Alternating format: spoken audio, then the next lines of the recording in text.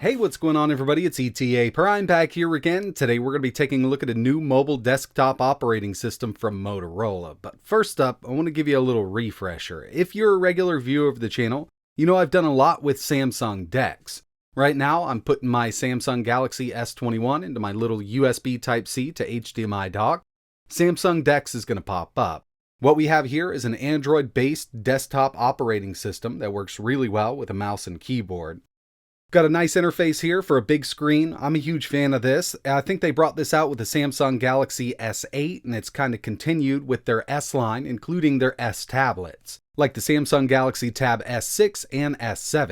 And when it comes to these Android-based desktop operating systems on your phone or tablet, there's a few other manufacturers out there that do have this tied into their phone, like Huawei, I believe, has one. Personally, I haven't been able to test it. Xiaomi also released something a little similar, but it was very lackluster when I took a look at it, but it was really early. But now Motorola has jumped back on the bandwagon because if you remember with their Motorola Atrix back in the day, they offered a little desktop dock. And back then we didn't have really powerful phones, so again, it wasn't great. But with their new Edge line, they're offering something called Ready For. I've been testing this out for the past week on the new Motorola Edge X30 with the Snapdragon 8 Gen 1 CPU. And I absolutely love it. I personally think that a lot of people have been sleeping on these Motorola devices. I know they can get quite expensive, but it's 2022 now and everything's freaking expensive. So as soon as I plug this into my dock, nothing special, it's just USB Type-C to HDMI. You can pick up a cheap $10 one on Amazon with a little cable. This is just a dock style to hold the phone. It automatically pops up with Ready For over on my monitor, which is plugged into the dock over HDMI. So as you can see, we've got four options here. We've got the mobile desktop, TV, video chat, and game. Just going to go ahead and open up TV. This is a little subset of their desktop. Just makes it a lot easier to organize all of your streaming apps so you can play them right on the big screen. You can totally customize this and add whatever you want to it. We've also got some more options here for the sidebar. So you can set up sidebar access to, stop the app, turn the volume up or down. But it's really easy to use. I've got a mouse plugged into this dock. Just going to go ahead and search up a 4K demo video. Unfortunately, this only does 1080p out right now. I'm not sure if they're going to be offering 4K or if it's just my dock limiting it to 1080p. I'm pretty sure we only have 1080p right now, but it still looks really good on a decent display. We can actually set this up for Bluetooth audio out. We can use the speakers on the phone or the speakers on the HDMI device that you're plugged into. If you move over to the left-hand side, the way I have it set up right now, it'll bring up our sidebar. And we can change the volume, we can change the audio output and things like that. It's just kind of a quick access bar, but we also have the desktop style bar at the very bottom. We're going to exit this, and I'm going to go back to the main menu. And at the bottom here, we can also mirror the phone's display. And this is just going to give us the phone's display right here. We're in portrait mode, but if we start up an application that goes landscape, it'll swap over for us. So we've got another section in here called Game. And basically, it's just going to populate all of our games. Again, just like the TV section, we can actually do this manually if we want to add anything or if it didn't detect a game, which a lot of these emulators it actually didn't. And that's one of the main reasons I personally like using these desktop operating systems with Android. Got an Xbox controller connected over Bluetooth, and we'll just run a Dreamcast game real quick. And when it comes to screen scaling with Ready For, I think it does a really good job. I've set this up to do widescreen with Marvel vs. Capcom 2 in the Reay emulator. I've just set the upscale to 1080p in the emulator settings, and I think it looks really good here on this big screen. It's playing perfectly fine with this Bluetooth controller. And remember, if you did get a dock like we have here, you can always plug in a USB controller to eliminate any kind of lag. And by the way, if you don't have a mouse and keyboard or you don't have any way to connect one, you can always use the built-in touchscreen on the phone. It does work with Ready For. Now the last option we have here is the mobile desktop, which is definitely the best feature of Ready For. And here it is. So yeah, I really do love the way they got this laid out. We can change the background. You can download an image if you want to and use a custom image. We can change the icon size. We can add icons. We've got our app list here, right down at the bottom, all of our applications we have installed on this device. And we have our desktop settings right here.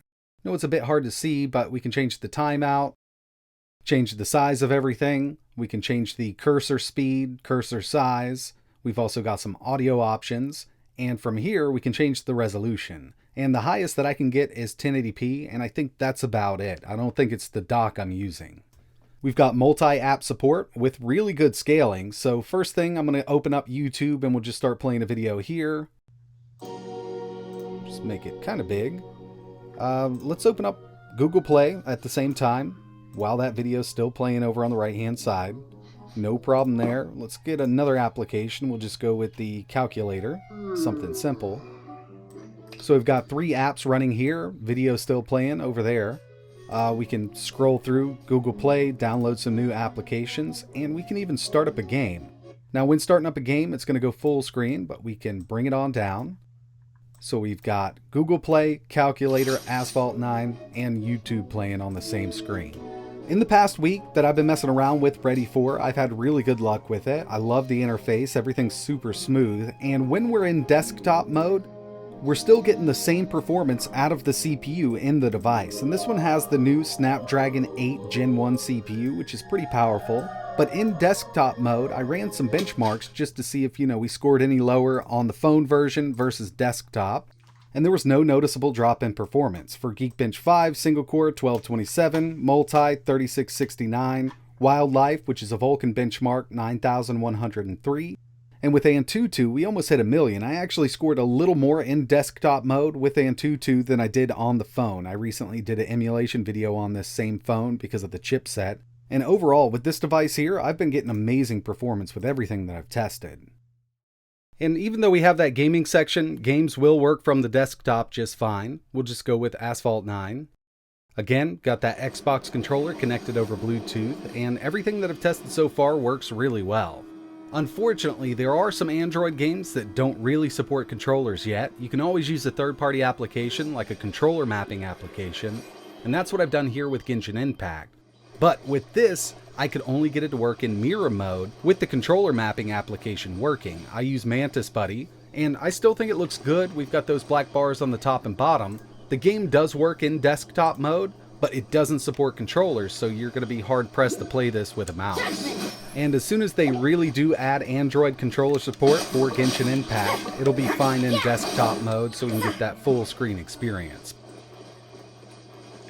And as a lot of my regular viewers already know, one of the main things I like to do with these Android devices is run emulators on them. So we're going to go ahead and run some PS2 using AetherSX2. With any of these applications, when you open them up, if you hover at the top, we can use that back button. That way we can get back to the menu. I'm going to go ahead and load this up. Gran Turismo 4, 3x resolution, running at full speed. And if you're interested in checking out more emulation performance out of this chipset, I just put out a video. I'll leave a link in the description. I tested a bunch of stuff, and this CPU has definitely turned out to be one of the best CPUs I've ever used in an Android device for emulation. As you can see here, we're running PS2 at 1080p. This is Gran Turismo 4, AetherSX2, really great performance.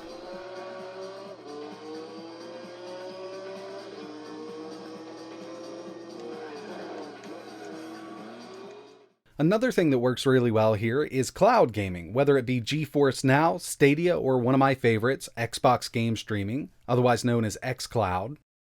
I'll just go with Forza Horizon 5 real quick.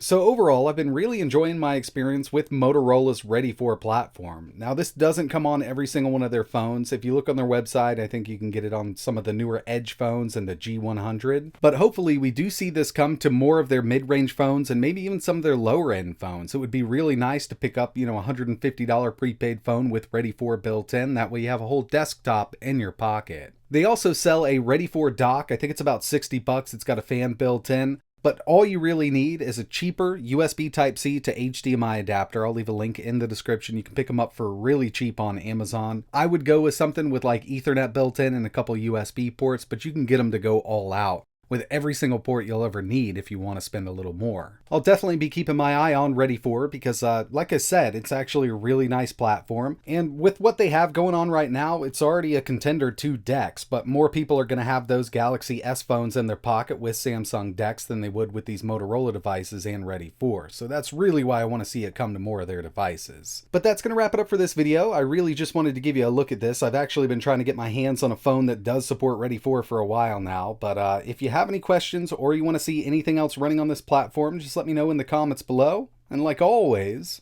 thanks for watching.